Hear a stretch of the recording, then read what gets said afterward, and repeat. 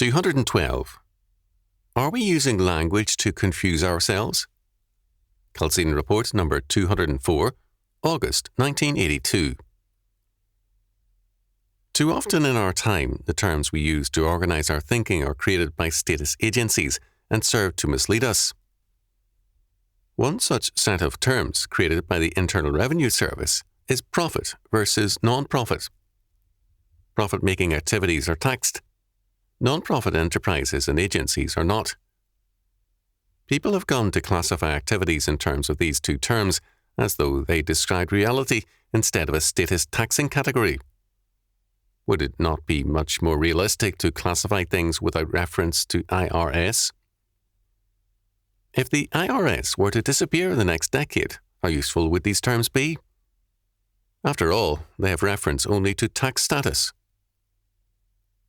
I submit that the terms productive versus non-productive are much more useful.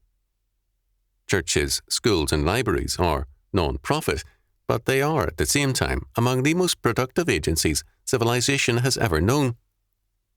To eliminate them would be to eliminate civilization. Civil government is emphatically non-profit.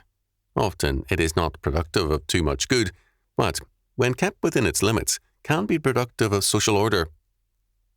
The family is a non-profit community, but it is a most emphatically productive agency, and its decay is the decay of society and civilization. Because we have emphasized the profit versus non-profit perspective, we have tended to falsify our view of life. In every area, intellectual, industrial, and personal, we have downgraded the productive man in favor of the profiting man. Production has thus been displaced by administration, that is, the visible symbols of profitable power in church, university, state, and business have gained ascendancy over the productive mind and hand. Religiously speaking, this means that form has become more important than substance, and pragmatism has replaced theology. When we look at the world through categories governed by the IRS, we have beggared ourselves intellectually, and we have allowed the taxman rather than the Lord to frame our thinking.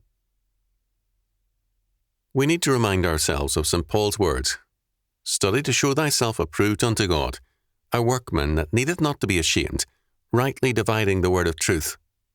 2 Timothy chapter 2, verse 15.